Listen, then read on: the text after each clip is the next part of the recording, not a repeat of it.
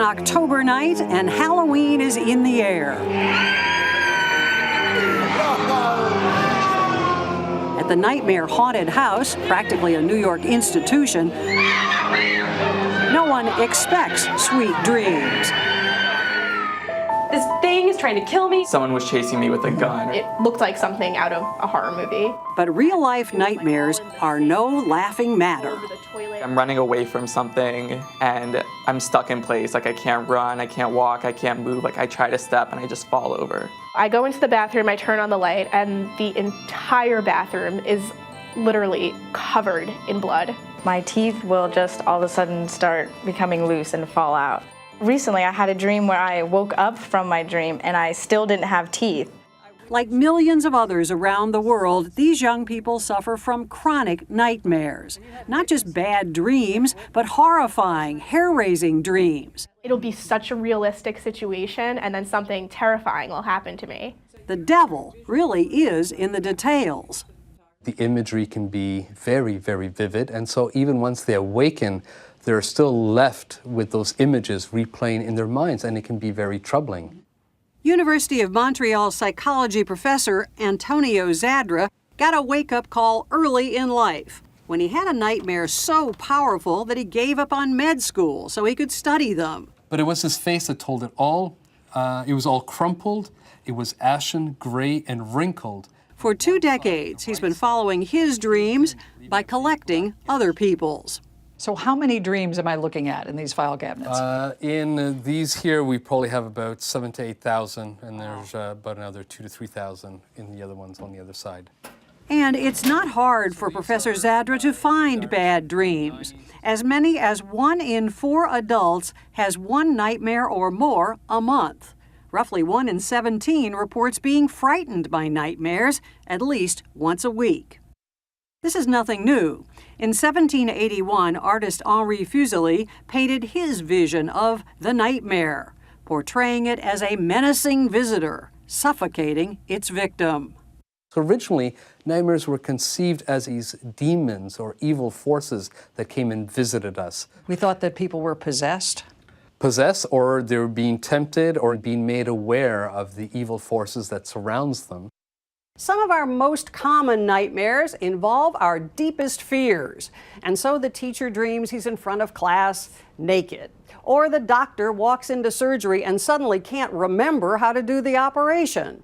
Or the television correspondent finds herself on camera mid-sentence and just goes just blank. Are there personalities who are more disposed to have nightmares? People who are anxious, people who get distressed a lot, particularly when something bad occurs, are much more likely to have frequent nightmares. And watching horror movies probably doesn't help either. But for sleep specialist Ross Levin, The Exorcist and its frightening dream sequence inspired something positive, his career. In his practice today, he uses a technique called image rehearsal therapy to stop patients' nightmares, and he says it can work in as few as 3 sessions. Imagine the nightmare and imagine changing the nightmare in a way that becomes less nightmarish, and practicing that imagery over and over again during the day.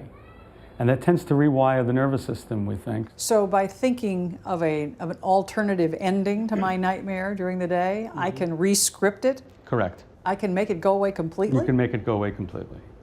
Sounds like a dream come true, like directing your own personal movie. I had one patient, for example, who had a recurrent nightmare that someone was chasing her into a dark alley. So we worked on changing that to her turning around, and the man says, "Miss, you left your wallet on the table." So in this situation, she reported having this dream for the next 4 or 5 nights the same way, except she incorporated the new ending. So she got her wallet back. And she got her wallet back. So there was an added benefit. What is it doing to their life? By contrast, psychoanalyst Maxine Gann emphasizes not changing nightmares, but finding their deeper meaning. All of a sudden, I'm like, my teeth are falling out again. Take that common dream about losing your teeth. There are people who have talked about teeth falling out as meaning being quite symbolic of transitions in life. Because when you're young and your teeth are falling out, that's a period of transition. When your teeth fall out and you're old, that's also very important transition period. Once you establish those connections, can you usually stop these nightmares from occurring? They typically do abate.